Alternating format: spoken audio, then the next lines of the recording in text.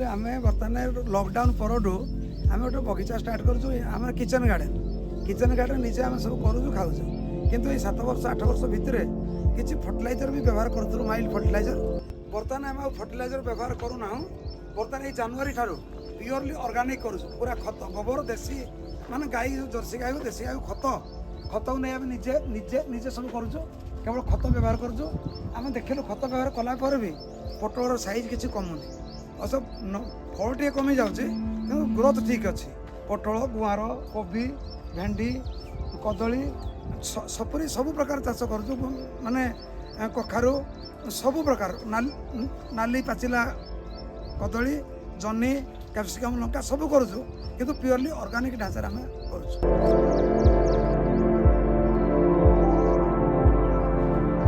बर्तमान यहाँ पोटल ये भेराइटी है राजेन्द्र ये वर्ष लगाई अन्य सब वर्ष अन्य पोटल लगा हुए बहुत भल फल भी पूरा पूरी पूरा खत खत दिया पोटल साइज भी भल अच्छी देखो मूल केमती पूरा केवल गोबर दिया गोबर और सोरष पड़िया पानी करके पोच कर दिया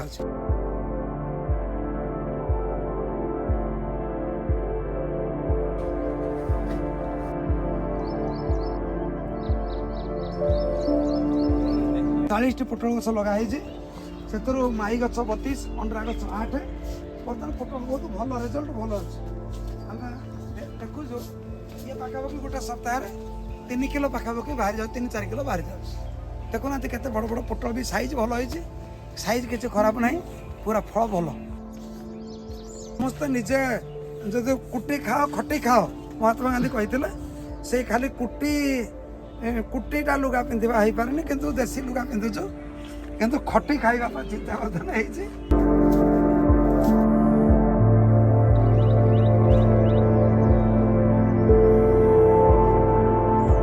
बर्तमान आम लॉकडाउन पर ठारू आम बाजार रू किसी सब्जी किणुनु टोटाल आम सब्जी आम घर सब हो जाऊँ आम वी आर 10 मिनिमम 10 11 12 केत भी हो जाऊँ people living at our home आम टोटाल बगीचारू टोटाल आमर पनीपरिया डाली तेल सोरिष आम जमी सोरिष करूँ यही जमीटार भी आम धान धान कले वर्ष जाक चाउल भी आम ए खाऊँ सोरिष तापर धान पर सोरिष करदे मुग कले ये डाली हो सोरिष तेल भी आम निज तेल निज पेढ़े खाऊँ नड़िया भी लगाई नड़िया किसी हम आम ग्रीन भेजिटेबल आम निजे खाई आम बंधु बांधव आश्रम हेन टेन बांटला पर भी आम धरतु यही वर्ष पाखापाखि 4-5 क्विंटाल बैगण भी बिक्री कर कोबी सीजन रे डेली 4-5टा कोबी बिक्री हुए खाली बगीचार खर्चटा उठे बिक्री करे आम मतलब ना केवल बगीचार खर्च लेबर खर्चटा उठाइवाई जी एक्सेस आम पाखे हुए आम बिकी दूसरे धरतु बर्तमान गोटे नमूना किसी बर्तमान भेंडी किसी बैगण बिक्री हो भेंडी मिनिमम डेली 2 किलो भेंडी बाहर एत तो भेंडी खाई हेनी बैगण देखो प्रति गचर बैगण भरपूर हो तेणु बैगण धरतु सप्ताह को 4-5 किलो भेंडी दिन को 1-2 किलो बिकिदेले जी पैसा आसला आसला गोटे मिनिमम रिक्वायरमेंट हो जाऊँ ना एमती बिजनेस आम पर्पस ना प्योरली ऑर्गेनिक भल खाइबा आम पर्पस अच्छे।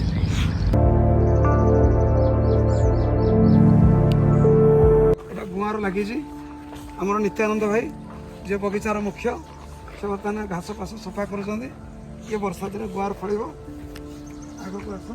ये बर्तमान खरा दिन फुलकोबी ये ट्रायल करा ये चारा भी रायपुर आनी हाइब्रिड चारा भल भी आज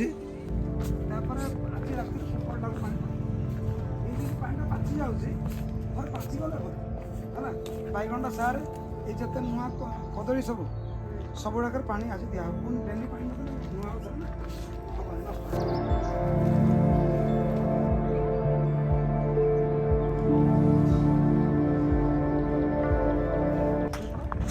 धान में लगा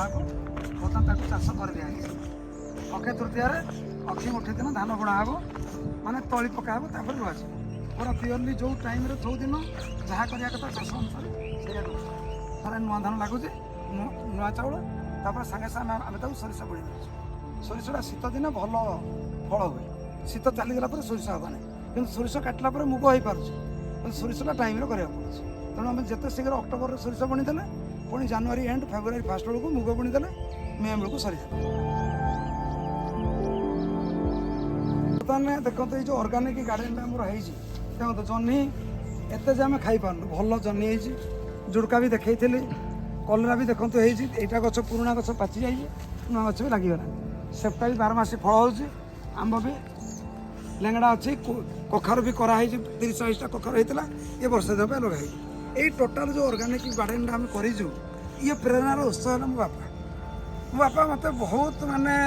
ଇଞ୍ଜେକ୍ଟ କରିଛନ୍ତି ଯେ ବଗିଚା ମାନେ ସେ ଏବେ ବି କହୁଛି, ତାଙ୍କର ଭିଜନରେ ଆହୁରି ଅଛି ଦେଶୀ ଗାଈ ରଖ,